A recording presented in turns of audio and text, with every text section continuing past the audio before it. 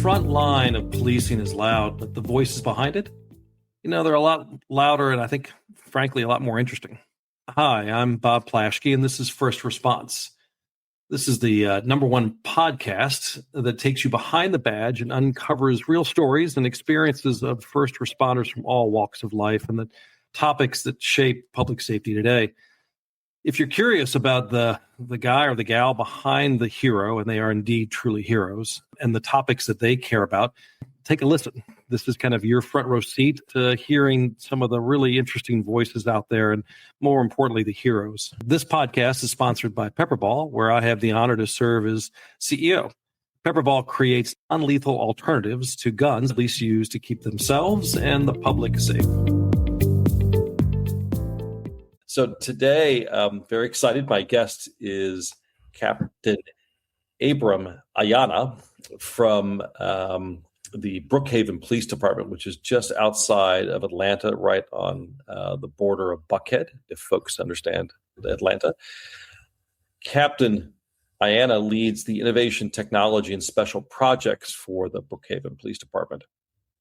He's the architect behind some of the most forward-thinking programs that we see, or at least I see, in American policing today. Drones as a first responder, as an example. Live 911, which allows police officers to listen real time to 911 calls and can get a jump on things. Mental health co-responder program, which is how to bring mental health specialists in while to folks who need that and supporting police officers. And in 2024, he was honored with the National Eric Talley Memorial Award for his work. Captain Ayana, welcome to First Response. You've been known as a technology innovator in policing. But I'd actually, I want to start before that. What got you into law enforcement in the first place? How did you decide to become a police officer? Hey, good morning, Bob, and thank you for having me. So interestingly enough, I was watching the episode of Cops back when I was in college with one of my very good, close friends. And it was a Cops episode here in Atlanta featuring the Atlanta Police Department in an area I was familiar with of Atlanta. And I jokingly was like, "It looks pretty cool. I'm going to apply to do that." And he was like, "I bet you won't." And this was back in 2008. You may remember the Great Recession was going on. Yep.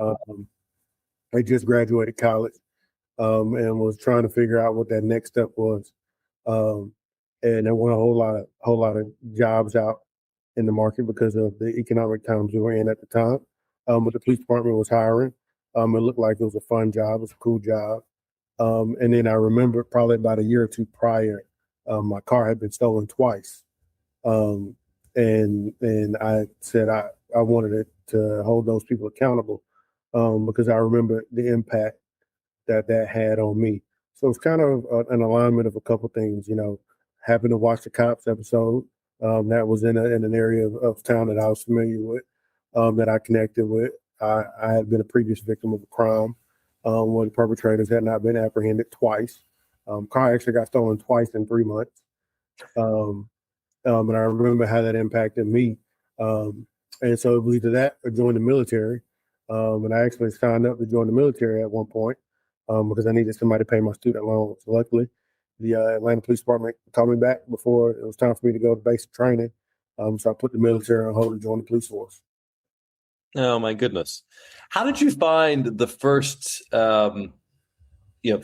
Kind of you go through an academy, correct? You probably did a 18-week or 24-week course. What did when you got in? Did it feel as good, or I mean, how was it going through the academy? The academy was fun and not fun at the same time. There were a lot of things as I was going through. I was like, I don't understand how this is going to, help me do the job. But at the end of the day, it was an experience that we all go through. It actually equipped me to think critically about some of those things that I encountered when I first hit the street. But that's not where the real preparation came from. The real preparation was in field training. That first time I hit the street and you start learning those lessons, That field training experience is where I really learned how to do the job. How do you, and by the way, I hadn't thought about asking this, but that's what I enjoy about this show is we get a chance to kind of explore different areas. That first time out on the street, your adrenaline must be racing, right? Because you're now on the other side of the badge, so to speak, and you don't know what to expect. Do you remember the first couple of call outs? Do you remember the first couple of times where you must have been nervous as heck? I would tell you today that I probably didn't have a bunch of adrenaline, but I would be lying to you. I can actually, I vividly remember some of those first calls, and I was all about it. I actually keep some of the field training notes from my field training officer when I first started because it really captured who I was, and he talked about the energy that I had to do the job and the work ethic and the drive, and that's all because I really enjoyed what it was that we were doing and all of the new experiences. There's no day in policing and no call that are exactly the same. And so that excitement of doing something different was exactly what it was like that first time I got in a cop car. I remember vividly those first calls. I remember the first time I actually drove lights and siren. When my field training officer was like, "What are you doing using your turn signals?" And I was like, "Hey, man, I was literally going, whatever speed we were going like, I was using my turn signals to change lanes and turns because I didn't want to get, a bad rating on my daily observation report." And he was like, "What are you doing?" I was like, "Hey, man, I just don't want you to give me a 1." And he was like, "Man, driving like you stole it." And he only had to tell me that one time. And I started driving like I stole it. Ever since then, that's kind of been my motto is driving like you stole it. Luckily, I've never crashed my patrol car.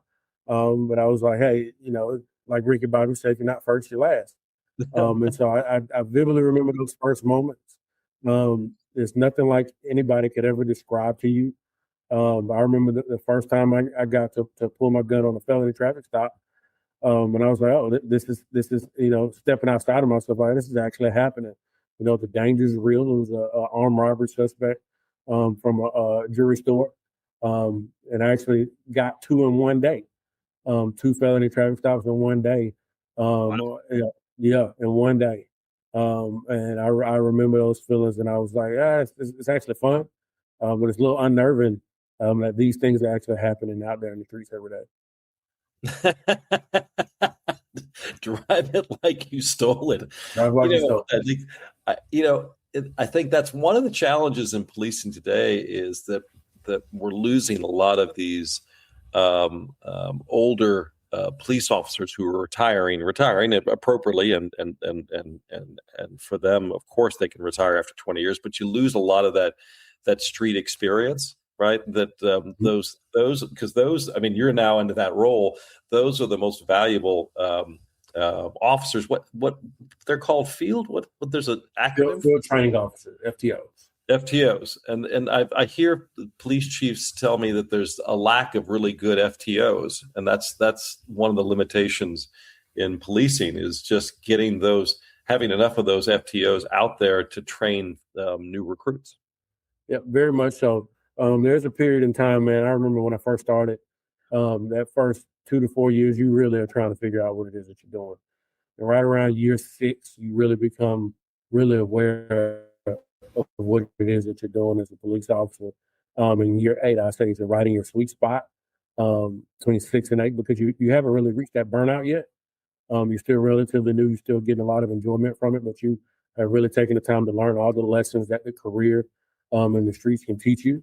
And then as you progress, a lot of times around year 10, year 12, plus that's when that burnout can start to kick in for some folks. And this is different depending on the agency and the assignment. There are some departments that 2 to 4 years is like dog years. And there are some departments you can work 15 years and never get the experience that you work in other police departments.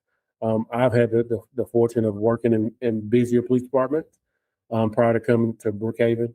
And seeing that, and what I like to tell to younger police officers is, always be looking to see what it is new you want to learn, And then at some point, when you start to feel burnout set in, you got to find some way to revitalize yourself, whether that's a new assignment or a new task, a new horizon, if you will. And that's kind of how I've kind of evolved in my own right, having the ability to research and do some cool things with technology. Before I got in my role, it didn't exist. Um, we didn't have a drone program. We didn't have a lot of the tools that we had.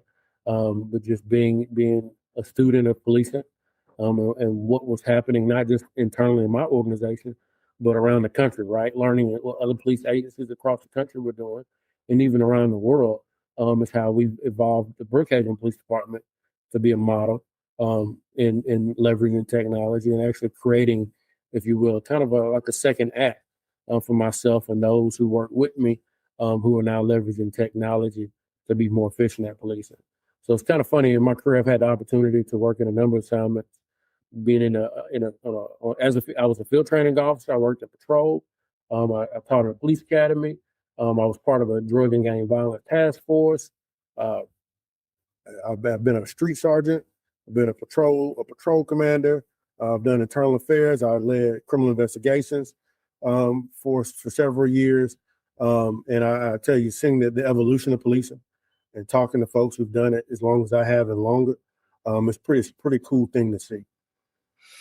It's interesting. I hadn't thought about that before, but it makes perfect sense, this notion of switching roles, because most of the people that I talk to on first response are that are police officers. They have done multiple roles, and that makes perfect sense, because of course you could get burned out in this, in the same environment, in the same context, particularly given the mental challenges that the policing provides, right? I mean, in terms of the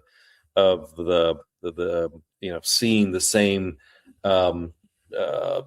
scenarios and the same, unfortunately, seeing people as they would say at their worst over and over. It is important for a police officer to kind of move around and get a fresh take.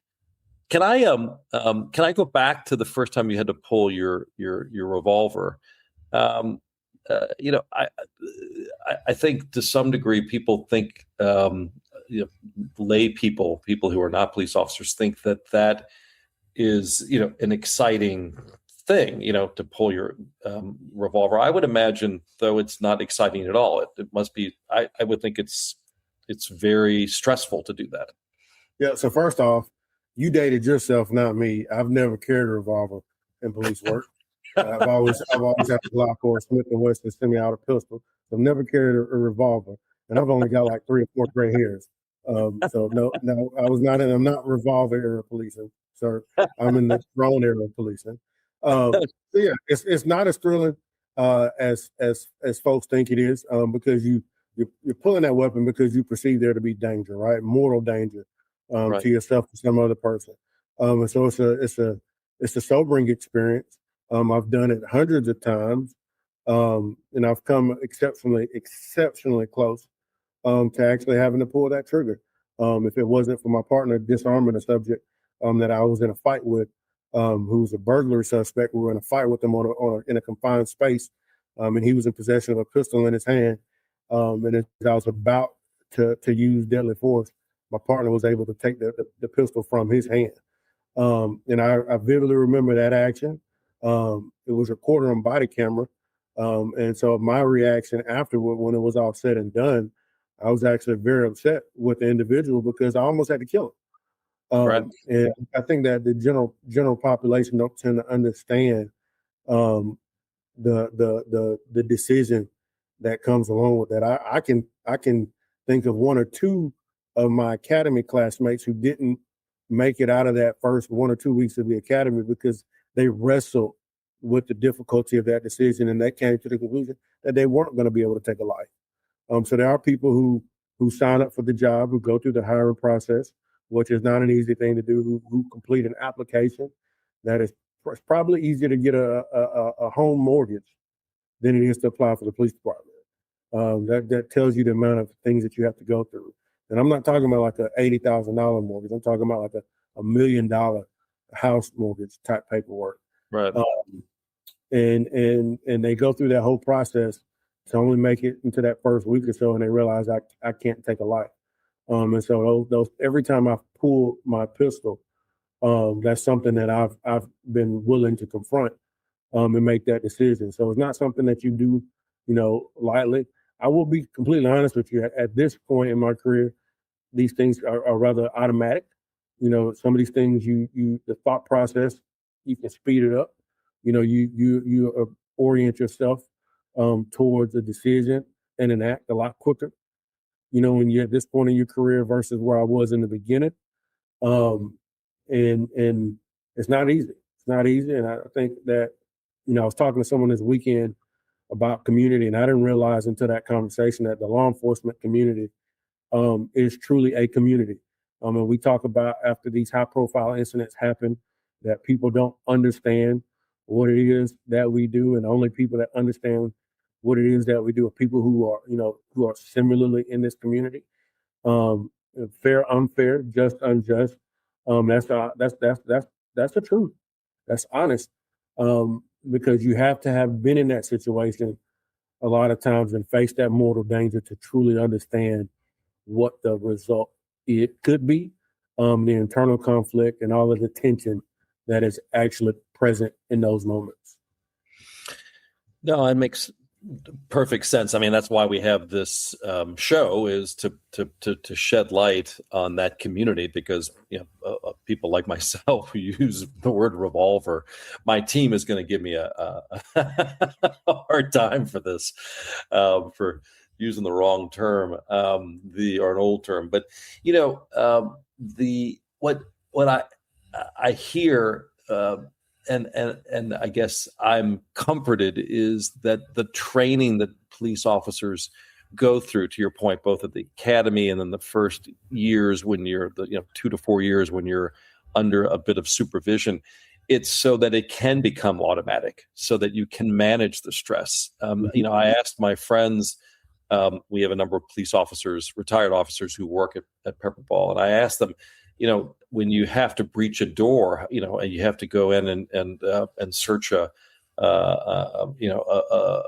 building and not knowing who's in there, how do you manage your fear? And their answer is it becomes a bit automatic, right? You do it over and over, that you can do it in a way that's professional, that you can manage your emotions, which is so important given the stress, because that you can manage the situation and not use force if you don't have to.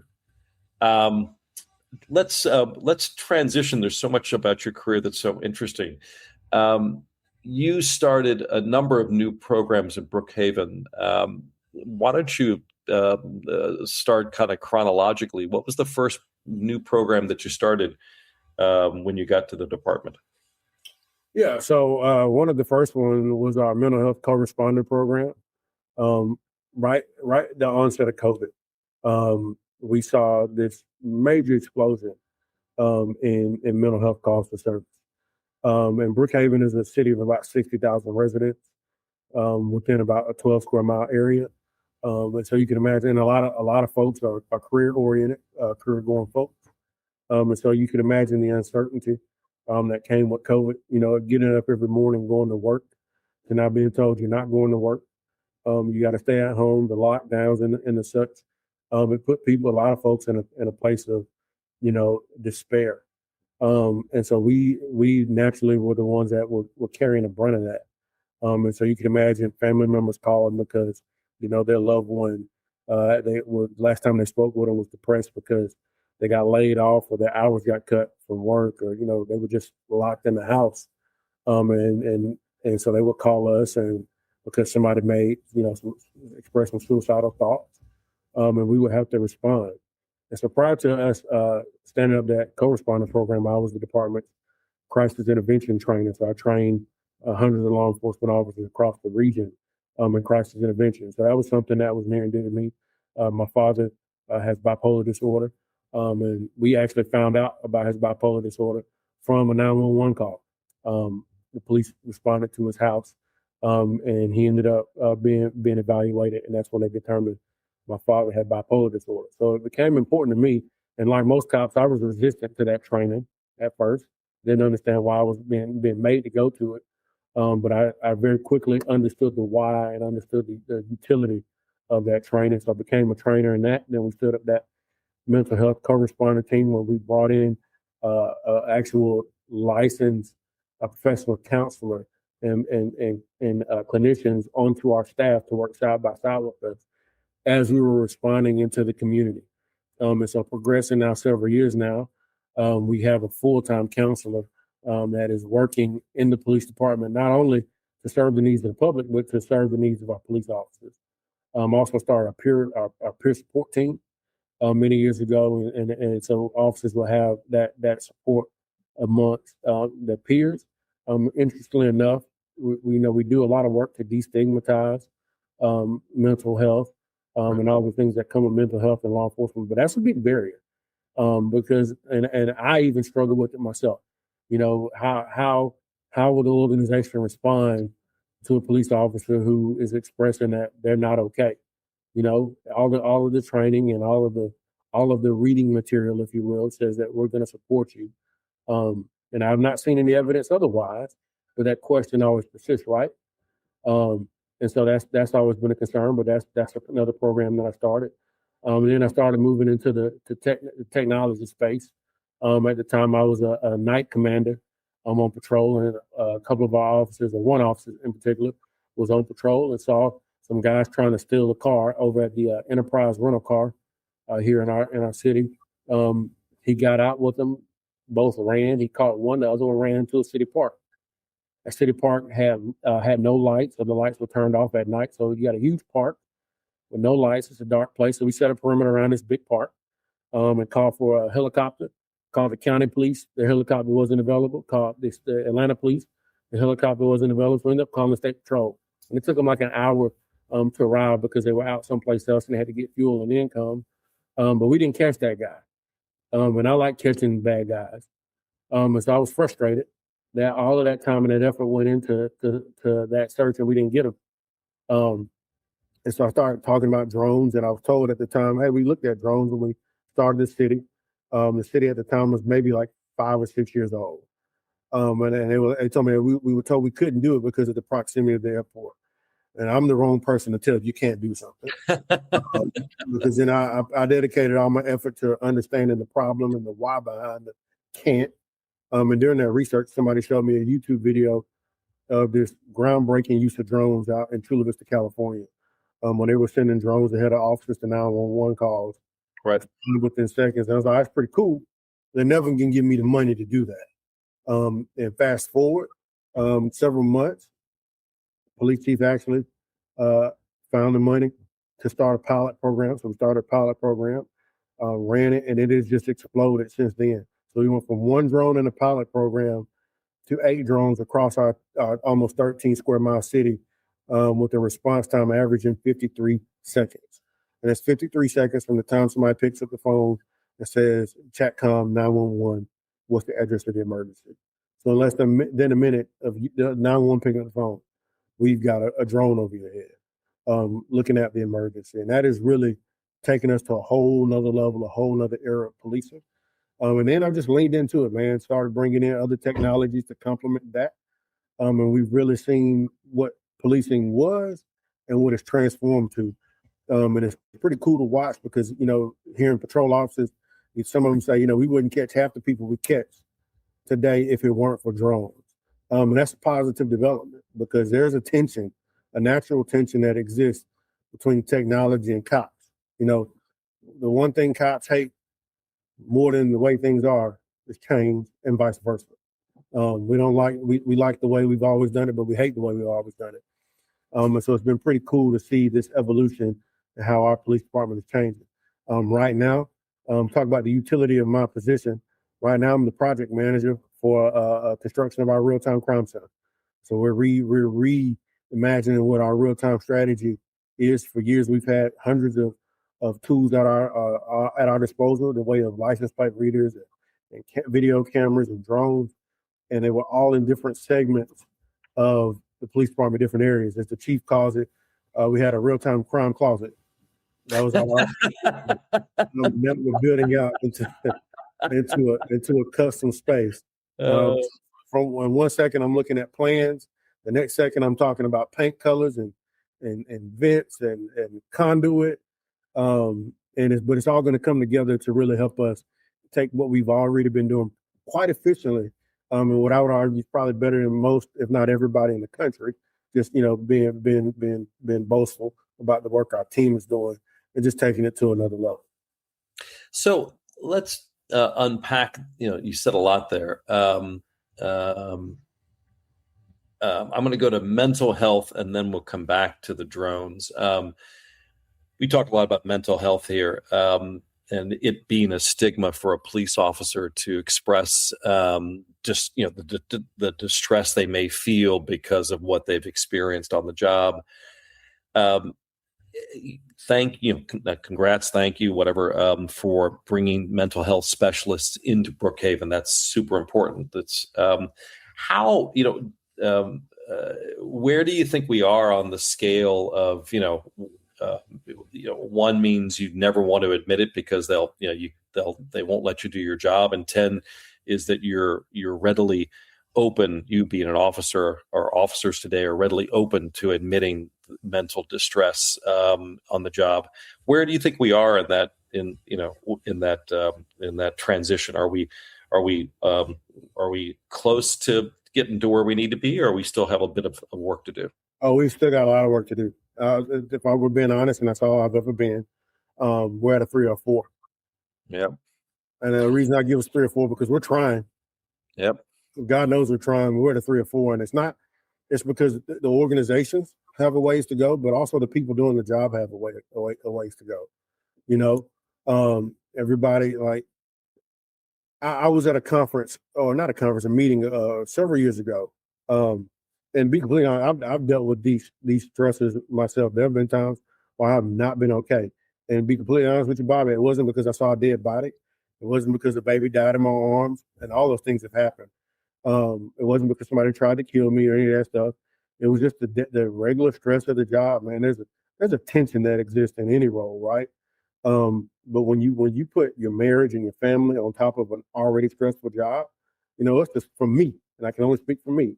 It's am I going to be at home on time so I can, help my wife take care of the kids?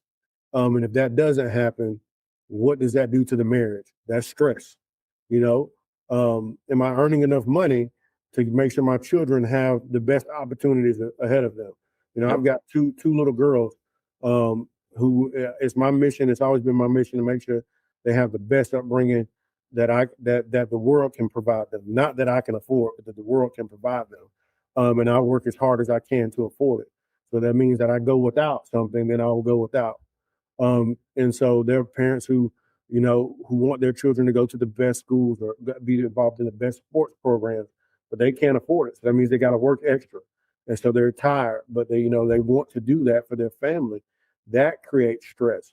So while the organization has done a whole lot and the professor has done a whole lot to debrief these, critical incidents, the dead bodies and the shootings, I would argue from my perspective that it's the other things that are putting pressure on folks. And the cost of living is outpacing compensation, Yep. And so, people go, well, and this is a conversation my wife and I have, officers can go out and work extra jobs and work side security jobs to make extra money. But who wants to work 60, 70, 80 hours a week to make ends meet? I'm lucky where I am, but there are police officers just down the street in another jurisdiction who don't have it as well. And so how do we make it more equitable for everybody? I think all plays a role in all of those things. So solid 3. Well, I appreciate that, and I appreciate the it is what it is, and I think it's the combination of all of those things, right? Because to your point, you're trying to raise a family. City budgets are constrained. You're under a lot of stress, and add on top of that, a dead baby in your arm or a dead body, which you are. I don't know the right word. You say it that it doesn't bother you, but it is a trauma that you have to deal with, and a trauma that 99.9% of the population chooses not to deal with. And so, and you couldn't pay me enough money to not deal with that. And I think that's, and not clear that, in fact, we're not paying officers enough to deal with it. I want to go to the drones. This seems to be a no-brainer. In effect, someone calls 911, you need to have eyes on the situation. You need to do some situational awareness. You need to give the officers some perspective about what they're driving into so they feel more in control of the situation. It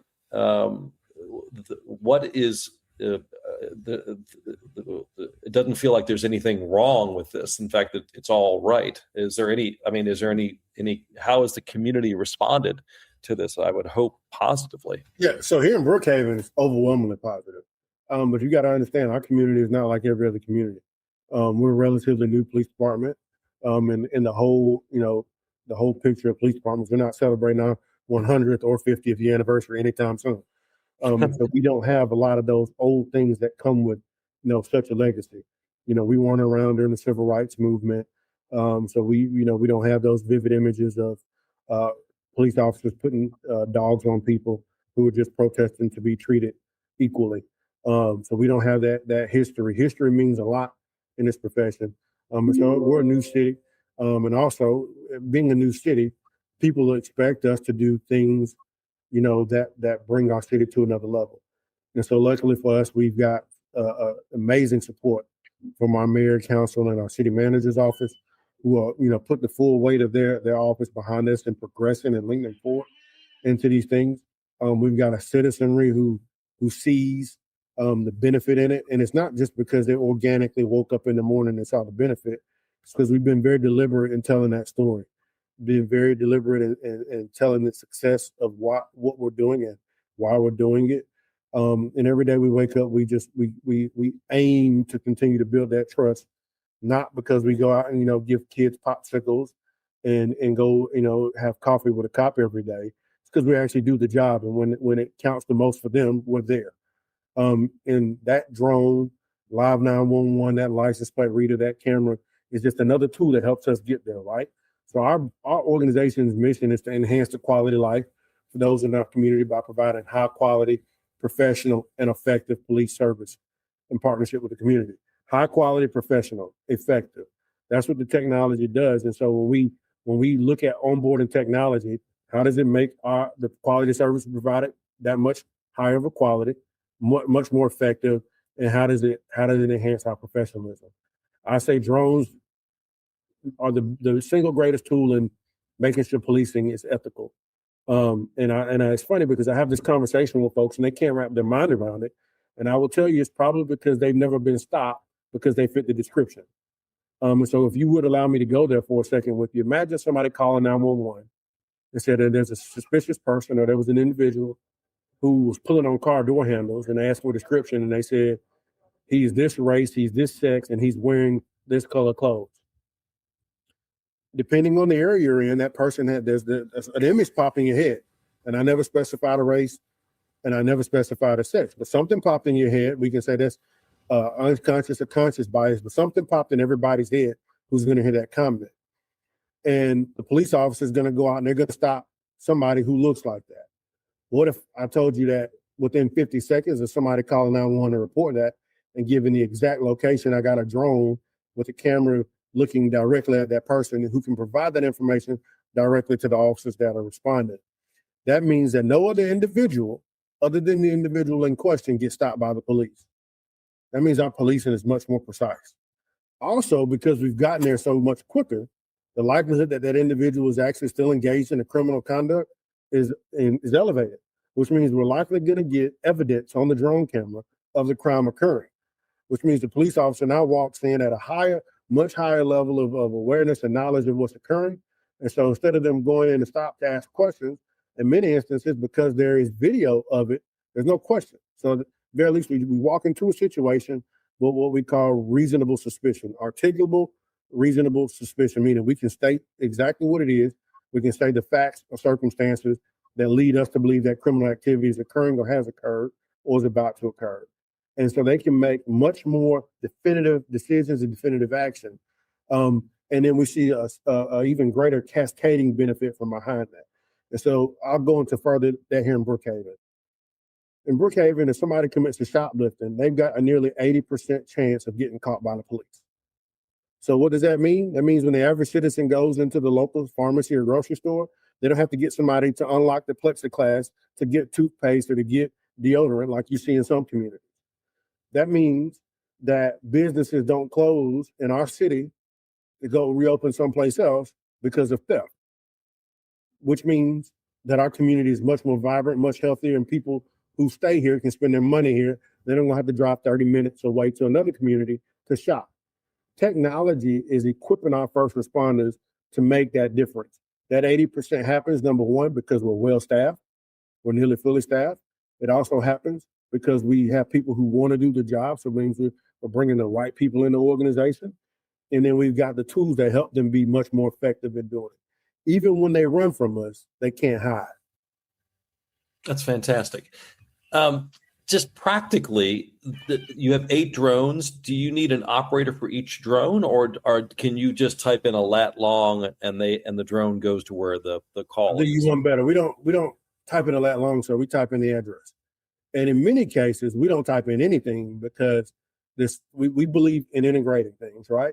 And so a lot of our services, whether it be Rapid SOS, Alarm 911, they're integrated. So when that call comes in, the drone has the approximate location of that call. We send the drone to the location of the caller, unless it's a mobile incident and we can see that. And then we send it to where the call is pinging at. And so we have the ability through the FAA for one pilot to operate 4 drones simultaneously. Oh, so you have 2 pilots for your 8 drones. Yep. It's very rare that we have multiple incidents to that extent operating. But typically anywhere between 4 to 1 that we're operating those drones. This is fantastic. And to your point, it's the right thing to do because it's it eliminates all of the it de-stresses and de-escalates the situation simply because it provides situational awareness to the officer coming in. They aren't walking into a blind spot. They aren't walking into and having to check their own prejudices, to your point, in terms of what they're looking for. And it creates transparency for the officer, but for the public as well, because there's a clear record of everything that's there. Yes, sir. This is just a couple of years in practice, I assume. I mean, because I don't see a lot of drone activity across the United States. I see it a lot with SWAT teams, but I don't see it a lot on day-to-day patrol. So we've been doing it in Brookhaven now for 6 years, and the application is growing. I think there's a lot of concern or question about, number one, is it ethical for the police to have drones and to be flying them? I think we've answered that question pretty resoundingly. So one of the things that we do in Brookhaven, we're not out patrolling with drones. And that was one of the earlier questions we had in our planning. I actually sat down with the ACLU at the urging of our city attorney to iron out what this drone program would look like. And the ACLU's concern was that the police will be going around using drones to police certain communities of color different specifically. And one of the things it's not lost on me. We've got a large minority population here in Brookhaven from predominantly Spanish-speaking countries, and their concern is that these drones will be used in those communities differently. And one of the ways we've combated that issue is we only respond to 911 calls. So if you don't call 911 today, then the drone's likely not coming to your neighborhood, unless there's a police officer on the ground who is conducting some enforcement activity. We send the drone as a backup for them. But outside of those applications, the drones are staying on the ground. And so there are a lot of communities that are struggling with that tension, that they're concerned about surveillance and mass surveillance and Big Brother.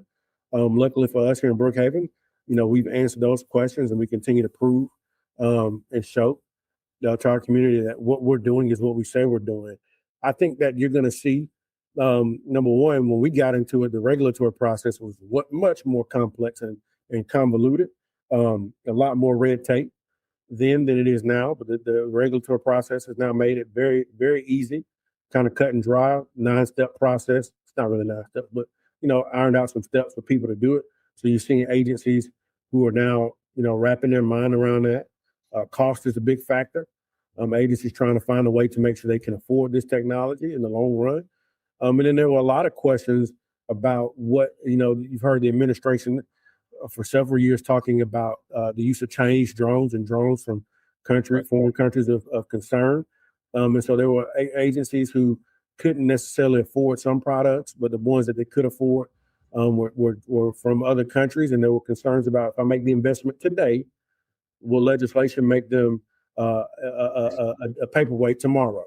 And so we see the roadmap on that getting a little bit clearer. But at the same time, it's not crystal clear, but what has become clear is that there are U.S. manufacturers who are now building quality products here domestically. And so, I like to tell people, I built the drone program twice. I built it the first time using predominantly Chinese aircraft from DJI. And then we rebuilt it again with not predominantly, but all American drones from Skydio. And so we're seeing and showing that American products can work today. And so you're starting to see more agencies now wrap their mind around it, because now they don't have to worry about whether or not the government's going to ban, their platform that they're using. And so they're getting into the space as well. And then with the integrations with body cameras and all these things, it's the barrier to entry is really now not your imagination or the technology. It's really, can I afford it, and how do I deploy it? Well, Captain, I'm sad to say that I only have one last question. This has been fascinating. I could go on for another hour, but we need to wrap up. The last question for you is, thank you for taking the time to be on the first response, and thank you for what you've done in your career and for the leadership that you've shown, and for the charting a path for other agencies. It's inspirational. The last question is, we do make a small donation in your name. What charity can we donate on your behalf? Oh, awesome. I would say the Georgia Police Foundation. It is a nonprofit here that serves Georgia first responders in their time of need, whether it be, times of bereavement or for medical payments. They support first responders. So I would say the Georgia Police Foundation.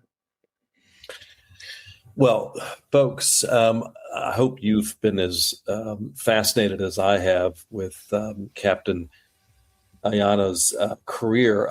So many important takeaways. One is, how people decide to become police officers. I'm really glad that he took his friend's bet and he stayed with it. The notion of the importance of moving to do different roles inside a police agency so that you can avoid that kind of burnout. The importance of training and the importance of the repetition and how many years it takes to actually become a good police officer, and why we have to support the agencies from a staffing and compensation perspective, because you need that time to make them an effective police officer. And then finally, the use of technology. We didn't even get a chance to talk about all the things that they've invested in Brookhaven, but this notion of providing the best and possible tools to create the ultimate in transparency, so that police officers can do what they're supposed to do, which is, in this case, 80% of shoplifting in Brookhaven is eliminated, and therefore businesses can run and the society can do what it needs to do and what it should do. Just a fascinating discussion, and it's great to see agencies like Brookhaven and like Captain Ayana really taking policing to the next level. So, folks, you'd hate to finish this, but it is time to wrap up. This has been First Response. We are the #1 podcast that takes you behind the badge, and you've hopefully got well behind it today with Captain Ayana. I am Bob Plaschke, and I am proud to be the Chief Executive Officer of PepperBall, who is the sponsor for First Response. And for PepperBall, we make non-lethal alternatives to firearms and help officers protect themselves and their public. For now and until next time, be safe out there, and thanks for listening.